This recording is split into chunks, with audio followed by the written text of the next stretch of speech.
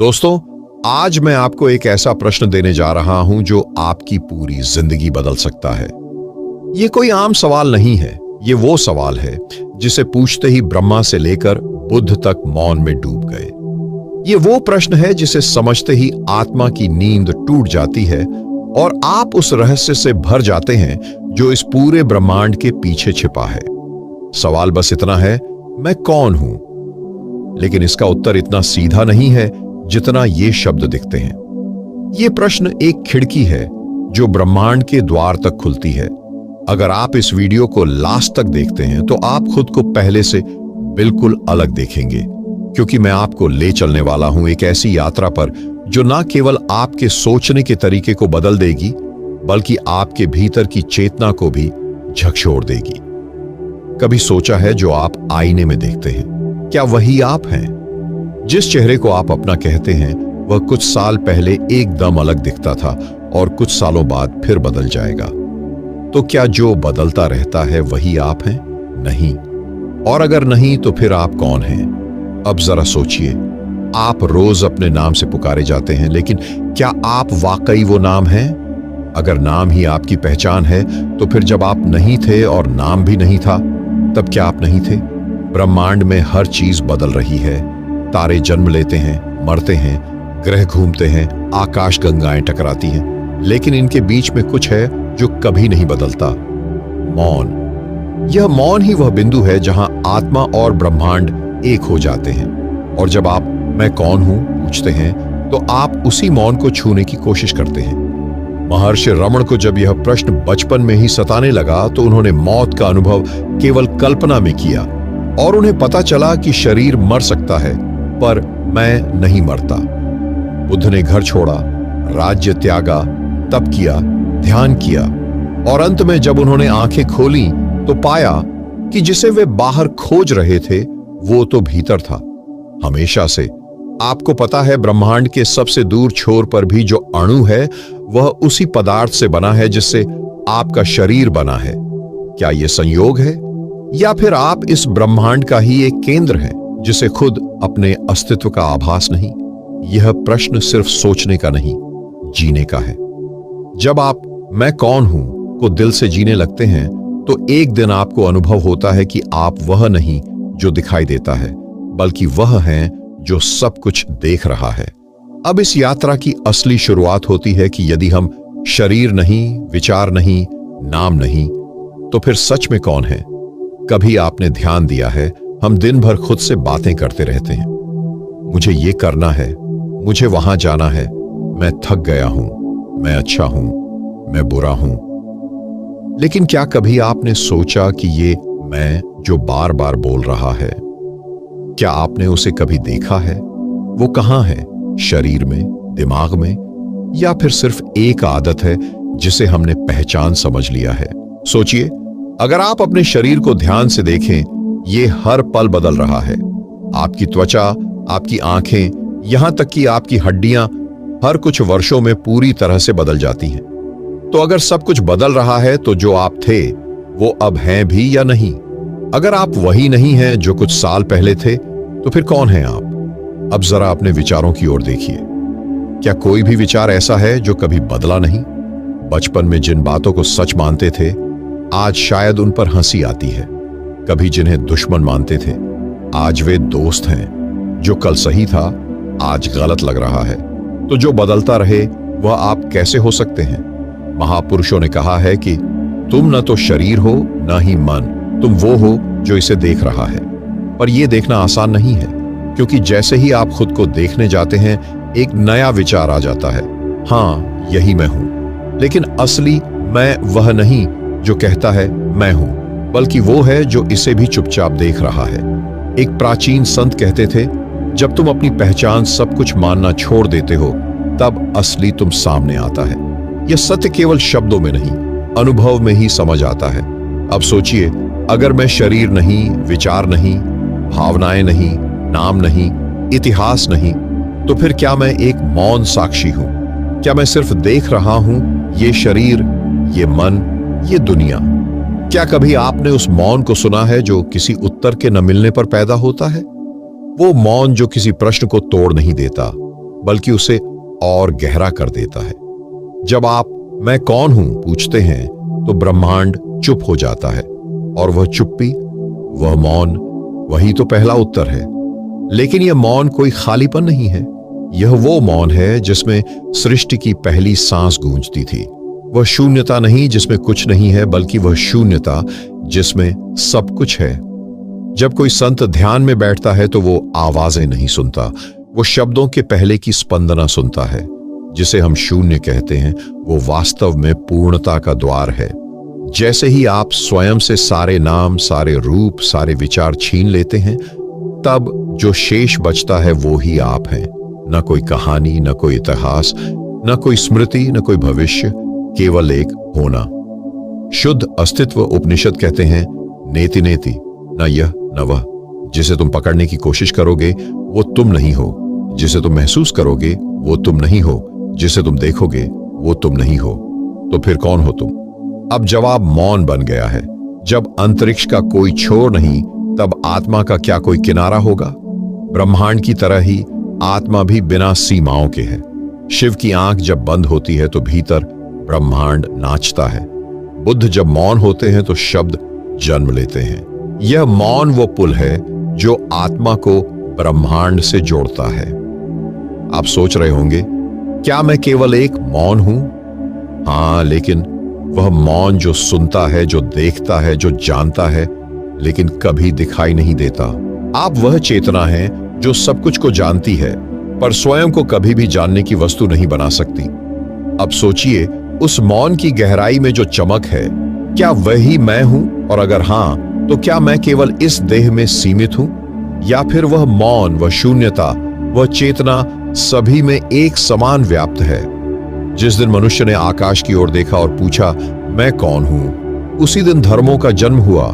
कोई मंदिर की घंटियों में इस प्रश्न का उत्तर खोजता है, कोई मस्जिद की अजान में, कोई चर्च की प्रार्थना में, और कोई बौद्ध विहार के मौन में। परंतु हर जगह, हर धर्म, हर संत अंततः एक ही स्वर कहता है, तू शरीर नहीं है, तू आत्मा है।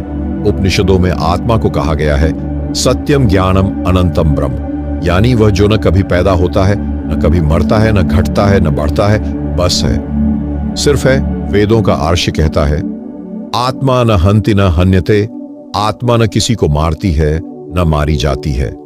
ईसा मसीह कहते हैं राज्य परमेश्वर का तुम्हारे भीतर है। उन्होंने आत्मा को ईश्वर का अंश माना, एक ऐसा दीपक जो किसी बाहरी शक्ति से नहीं बल्कि भीतर से जलता है।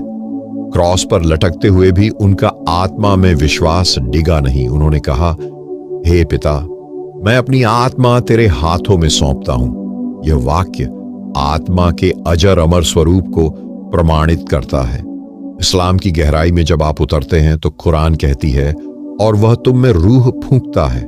यह रूह, आत्मा, खुदा का अंश है। न वह जन्म लेती है, न खत्म होती है, वो सिर्फ लौटती है उसी स्रोत की ओर जहां से वो आई थी। बुद्ध आत्मा शब्द का प्रयोग कम करते हैं, पर उनके मौन में आत्मा की गूंज होती है। उन्होंने कहा, जिसे तुम स्व कहते हो वह किसी स्थायी वस्तु से नहीं बना है, लेकिन जब कोई शून्यता में पूर्ण रूप से डूब जाता है तो वही शून्यता पूर्णता बन जाती है। वह आत्मा नहीं कहते, पर अनुभव वही होता है, वह चेतना जो नाम रूप के पार है। परमहंस योगानंद ने जब कहा, तुम आत्मा हो, ईश्वर की संतान, तुम्हारा जन्म हुआ है उसकी चेतना को प्रकट करने के लिए, तो वे सिर्फ शब्द नहीं बोले, उन्होंने एक अनुभव की पुष्टि की। तो क्या हम कह सकते हैं कि धर्म अलग हो सकते हैं, पर आत्मा का अनुभव एक ही है? शब्द बदल सकते हैं, आत्मा, रूह, आत्मन, सोल, कॉन्शियसनेस, लेकिन जिसे ये शब्द इंगित करते हैं वह एक ही है। अब कल्पना कीजिए, यदि हर धर्म, हर परंपरा अंततः उसी मैं की ओर इशारा करती है, तो क्या आप सिर्फ किसी एक परंपरा में सीमित हो सकते हैं, या फिर आप वह हैं जो सब कुछ को जोड़ता है, सब कुछ के भीतर व्याप्त है? अब हम उस बिंदु पर आ चुके हैं जहां सवाल सिर्फ यह नहीं रह जाता कि मैं कौन हूं, बल्कि यह प्रश्न अब ब्रह्मांड की ओर उंगली उठाने लगता है। क्या मैं ब्रह्मांड से अलग कोई सत्ता हूं, या फिर ब्रह्मांड ही मैं हूं? क्योंकि जब आत्मा की सीमाएं मिटती हैं तो पहचान एक देह तक सिमटी नहीं रहती, वह फैलने लगती है, आकाश की तरह, प्रकाश की तरह, सांस की तरह। आज हम उस द्वार पर खड़े हैं जहां आत्मा और ब्रह्मांड एक ही लय में धड़कते दिखाई देते हैं। जब आप एकांत में आंखें बंद करते हैं और भीतर झांकते हैं तो क्या महसूस करते हैं? एक मौन, एक कंपन, एक विस्तार शायद आपने कभी ध्यान नहीं दिया, लेकिन वह जो भीतर है वह सीमित नहीं है। वह चार दीवारी के भीतर बंद नहीं बल्कि फैलता जा रहा है, जैसे रात का आकाश फैलता है। आपकी आत्मा की संरचना ब्रह्मांड की संरचना जैसी ही है। आधुनिक विज्ञान कहता है जिस पदार्थ से तारे बने हैं उसी से आपका शरीर बना है। आपकी हड्डियां, आपके रक्त में बहता लोहा, आपके फेफड़ों में बहती ऑक्सीजन, ये सब कभी ना कभी किसी सितारे के केंद्र में पिघले थे। पर क्या केवल शरीर ब्रह्मांड से जुड़ा है? नहीं, चेतना भी उसी स्रोत से आई है। योग के ग्रंथों में कहा गया है, यथा पिंडे तथा ब्रह्मांडे। जैसा शरीर में है वैसा ही ब्रह्मांड में है। जिस प्रकार ब्रह्मांड में ग्रह सूर्य की परिक्रमा करते हैं, वैसे ही आपकी चेतना हृदय के सूर्य की परिक्रमा करती है। अब सोचिए, जब आप गहराई से ध्यान में उतरते हैं तो एक क्षण आता है जहां आप समय और स्थान दोनों को भूल जाते हैं। वह क्या होता है? वह एक बिंदु होता है जहां आपका मैं मिटता है और आप ब्रह्मांडीय चेतना से जुड़ जाते हैं। परमहंस योगानंद ने अपनी पुस्तक ऑटोबायोग्राफी ऑफ अ योगी में एक अनुभव का उल्लेख किया जिसमें वह ध्यान करते करते देह से परे चले गए। उन्होंने लिखा, मैं ब्रह्मांड के केंद्र से बोल रहा था। मैं हर लहर, हर प्रकाश कण, हर जीव के भीतर खुद को देख रहा था। यह कोई कल्पना नहीं थी बल्कि चेतना का फैल जाना था, आत्मा का ब्रह्मांड में विलीन हो जाना। शिव के तीसरे नेत्र का प्रतीक यही है। जब आंखें बंद होती हैं तब एक ऐसी दृष्टि खुलती है जो भीतर और बाहर का भेद मिटा देती है। एक बार एक संत से किसी ने पूछा, क्या ईश्वर आपसे बाहर है? संत ने कहा, बिल्कुल नहीं। मैं आंखें खोलता हूं और ब्रह्मांड देखता हूं। मैं आंखें बंद करता हूं और ब्रह्मांड बन जाता हूं। क्या आपने कभी वह अनुभव किया है जहां आप सिर्फ ब्रह्मांड को नहीं देख रहे होते बल्कि आप ब्रह्मांड के अनुभव में खुद को खो चुके होते हैं? यह रहस्य और गहराता जाएगा क्योंकि अब हम उस ओर बढ़ेंगे जहां चेतना की अमृता प्रकट होने वाली है, जहां यह समझ आएगा कि मैं वह हूं जो कभी न पैदा हुआ, न कभी मिटेगा। अब जब आप इस रहस्य को छूने लगे हैं कि ब्रह्मांड और आत्मा एक ही स्रोत की लहरें हैं, तो अगला प्रश्न स्वाभाविक रूप से उठता है, क्या मैं नश्वर हूं?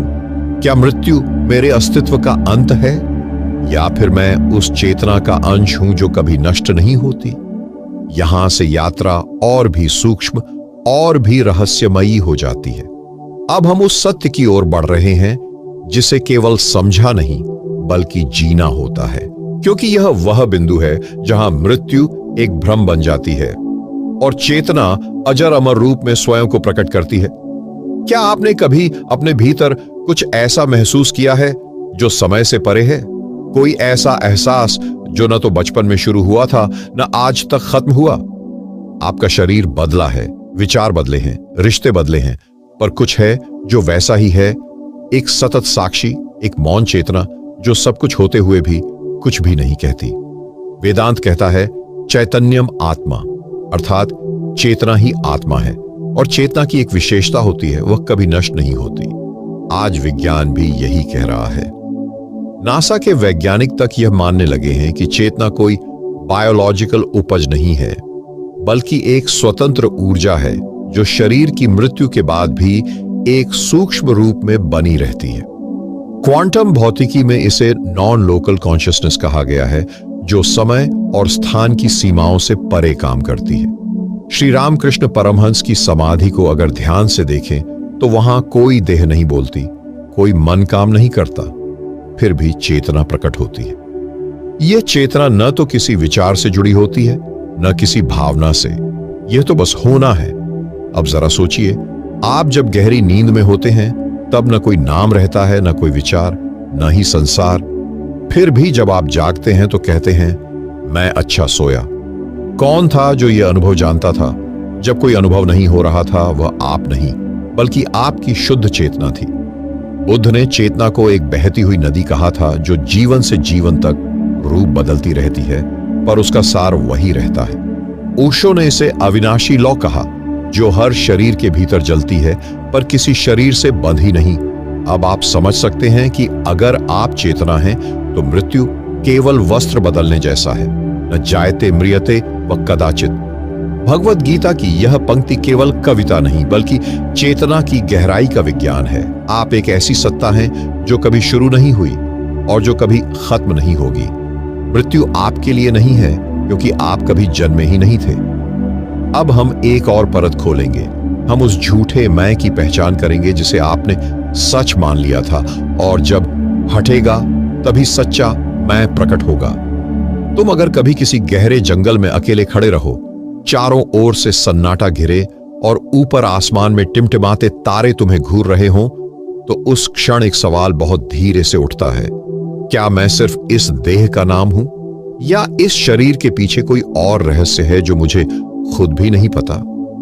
हमारी आत्मा उस मौन में बोलने लगती है जब बाहर की दुनिया चुप हो जाती है, और वहीं से शुरू होती है वो यात्रा जो तुम्हें ब्रह्मांड की गहराइयों से जोड़ती है। यह सिर्फ खोज नहीं है, यह एक पुनः स्मरण है कि मैं कौन था उससे पहले कि मैं यह बना।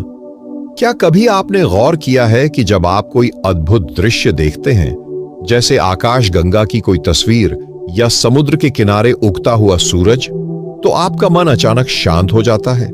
वह शांति इस बात का संकेत है कि हमारे भीतर कुछ ऐसा है जो इन विराट रूपों को पहचानता है, क्योंकि वह भी उतना ही विराट है। उस क्षण हमारा अहंकार पिघलने लगता है और भीतर से एक आवाज आती है, मैं इससे जुड़ा हुआ हूं, मैं इस सब का हिस्सा हूं। भारतीय आर्षियों ने इसी अनुभव को अहम ब्रह्मास्मि कहकर परिभाषित किया, यानी मैं ब्रह्मांड ही हूं। यूनिवर्स मुझ में है और मैं यूनिवर्स में। यह कोई कविता नहीं है, यह गहरे ध्यान में हुई अनुभूति है। एक बार रामकृष्ण परमहंस ध्यान में गए और जब लौटे तो वे चिल्लाए, काली ही सब कुछ है, वह मैं हूं, तुम हो, यह संसार है। और उनके चेहरे पर एक ऐसी चमक थी जिसे देखकर विवेकानंद स्वयं कांप उठे। तो क्या हम सब में भी वह शक्ति है? बिल्कुल है, बस हम उसे भूल बैठे हैं। हम हर दिन इतने व्यस्त हो जाते हैं कि आत्मा की पुकार सुनाई नहीं देती। लेकिन यदि कुछ क्षण अपने भीतर बैठो, आंखें बंद करो और अपने विचारों की परतों के पार झांकने की कोशिश करो, तो वहां एक मौन मिलेगा, और उस मौन में तुम्हारा असली स्वरूप छिपा है। वह स्वरूप न हिंदू है, न मुस्लिम, न पुरुष, न स्त्री। वह शुद्ध चेतना है जो कभी जन्मी नहीं और कभी मरेगी नहीं। वह वही है जो कृष्ण थे, वही जो ईसा थे, वही जो तुम हो। क्या तुमने कभी अनुभव किया है कि जब कोई तुम्हें प्रेम से देखता है तो तुम्हारा हृदय पिघलने लगता है? उस पिघलन में मैं नहीं बचता। वहीं से शुरू होती है सच्ची आत्मा की झलक। लेकिन अभी तो यह सिर्फ झलक है। इससे भी गहरे उतरना है जब हम कहते हैं मैं। तो क्या हम केवल इस शरीर की बात कर रहे हैं या उस आवाज की जो हमारे भीतर बोलती है? यह सवाल जितना सरल लगता है, इसका उत्तर उतना ही गहरा और रहस्यमयी है। एक क्षण को आंखें बंद करें और स्वयं से पूछें, क्या मैं ये विचार हूं जो अभी मेरे भीतर चल रहे हैं? जैसे ही आप भीतर उतरने लगते हैं, एक अद्भुत खोज शुरू होती है, और यह वही खोज है जो बुद्ध ने की थी। यही प्रश्न कृष्ण ने अर्जुन के मन में जगाया था, और यही उत्तर ऋषियों ने हिमालय की गुफाओं में खोजा। आपने कभी गौर किया है, जब आप कोई सपना देखते हैं, उसमें भी एक मैं होता है, लेकिन वह जागृत अवस्था का मैं नहीं होता। तो क्या वह झूठा होता है? और फिर जब हम जागते हैं तो उस मैं को भूल जाते हैं। लेकिन अगर दोनों ही अनुभव अस्थायी हैं, तो फिर स्थायी कौन है? यही सवाल अगर आप ब्रह्मांड से पूछें तो उसकी गूंज भीतर से आती है। जो देख रहा है वही सत्य है, न वह जो दिख रहा है और न वह जो सोचा जा रहा है। जब नासिका की गति मंद होती है, जब मन की तरंगें शांत हो जाती हैं, तब भीतर एक मौन प्रकट होता है, और उसी मौन में वह पहला अनुभव जन्म लेता है। मैं शरीर नहीं हूं, मैं मन नहीं हूं, मैं कुछ और हूं, कुछ ऐसा जो साक्षी है। और यहीं से प्रारंभ होता है वह मार्ग जिसे योगी ध्यान कहते हैं, जिसे मनीषी आत्मा की यात्रा कहते हैं, वह स्थान जहां संपूर्ण धर्म समाप्त हो जाते हैं और मौन की शुरुआत होती है। जिस क्षण हम इस मैं की खोज में पूरे ब्रह्मांड को एक दर्पण की तरह देखना शुरू करते हैं, उस क्षण प्रत्येक तारा, प्रत्येक ग्रह और प्रत्येक धड़कन एक ही उत्तर की ओर संकेत करने लगती है। तू वही है जिसे तू खोज रहा है। यह कोई कविता नहीं, कोई कल्पना नहीं, बल्कि एक जगा हुआ विज्ञान है जिसे केवल अनुभूति से जाना जा सकता है। और यही वह क्षण होता है जब आप भीतर से खुद को अलग अलग परतों से मुक्त होता हुआ देखते हैं, जैसे एक प्याज की परतें उतर रही हों और अंत में जो शून्य शेष रह जाए वह स्वयं की गहराई है। उस मौन शून्य में कोई विचार नहीं, कोई भाषा नहीं, बस अनुभव है कि मैं शुद्ध अस्तित्व हूं। यही अनुभव गीता के उस वाक्य में छिपा है, न जायते म्रियते व कदाचित। जब यह पहली झलक मिलती है तो फिर जीवन कभी वैसा नहीं रहता। अब न कोई भय रहता है, न कोई मोह, बस एक स्थिरता, एक मौन आनंद और एक व्यापकता। लेकिन इस स्थिति को केवल देखकर नहीं, बल्कि भीतर उतरकर ही पाया जा सकता है। और इसी उतरने की प्रक्रिया को हम अगले अनुभव में विस्तार से जानेंगे, जहां यह समझ और गहराई से खुलेगी कि हम सच में हैं कौन। जब आत्मा स्वयं को खोजते हुए उस अंतिम द्वार तक पहुंचती है जहां शब्द मौन में विलीन हो जाते हैं, वहां केवल शून्य नहीं, बल्कि पूर्णता की महाघंटी बजती है। यही वह क्षण होता है जहां मैं कौन हूं का उत्तर किसी वाक्य में नहीं, बल्कि एक अनुभव में उतरता है। उस क्षण आप किसी विचार नहीं, किसी पहचान नहीं, किसी लक्ष्य नहीं, बल्कि केवल होने की स्थिति में होते हैं, जहां आप स्वयं ब्रह्मांड हैं और ब्रह्मांड आप। जिसे आप अब तक स्वयं कहते आए थे वह एक विचार था, एक छाया। लेकिन इस खोज के अंतिम पड़ाव पर वह विचार जलकर राख हो जाता है और जो शेष रहता है वह है शुद्ध उपस्थिति, निर्विकार चेतना। यह वह अनुभव है जिसे बुद्ध ने निर्वाण कहा, कबीर ने अलग कहा और योगानंद ने परमानंद की लहर कहा। अब न आप पुरुष हैं, न स्त्री, न नाम है, न जाति, न धर्म है, न देश। अब आप वही हैं जो हर कण में है, जो हर सांस में बहता है, जो हर नक्षत्र की गति में धड़कता है। इस अनुभव में न कोई साधक बचता है, न साधना, न कोई द्वार, न कोई लक्ष्य, केवल एक अखंड, अजन्मा, अविनाशी सत्य जो आप हैं। कई लोग सोचते हैं कि यह अवस्था केवल साधुओं, सन्यासियों या ध्यानियों के लिए होती है, परंतु यह सत्य हर व्यक्ति के भीतर छिपा है, चाहे वह किसी गली का आम आदमी हो या किसी महल का राजा। यदि आप भीतर की उस एक लौ को पहचान लें जो साक्षी बनकर सब कुछ देखती है, तो आपने स्वयं को पा लिया। उस लौ को देखना ही मुक्ति है। और अंत में इस समग्र यात्रा का सार यही है, जब तक मैं हूं तब तक भ्रम है। जब मैं मिटता है तभी वास्तविक स्व प्रकट होता है। उस अस्व में कोई संघर्ष नहीं, कोई भय नहीं, कोई चाह नहीं। वहां बस शांति है, माधुर्य है और एक ऐसा आलोक जो न आंखों से देखा जा सकता है, न शब्दों से व्यक्त किया जा सकता है। उसे केवल अनुभव किया जा सकता है। तो अब प्रश्न नहीं बचता कि मैं कौन हूं, बल्कि अब यह स्थिति बन जाती है, मैं हूं और यही होना परम सत्य है। यही है वह खोज जिसकी शुरुआत एक साधारण प्रश्न से होती है और जिसकी पूर्णता ब्रह्मांडीय मौन में समा जाती है। यह अंतिम स्वर है, लेकिन इसका कंपन जीवन के हर कोने में फैलता है। जब तक जीवन है, जब तक चेतना है, यही खोज का अंतिम सत्य है। इस वीडियो से आपको क्या सीख मिली, आप कमेंट में जरूर बताएं। मिलते हैं अगले वीडियो में नई जानकारी के साथ। तब के लिए धन्यवाद। जय गुरुदेव।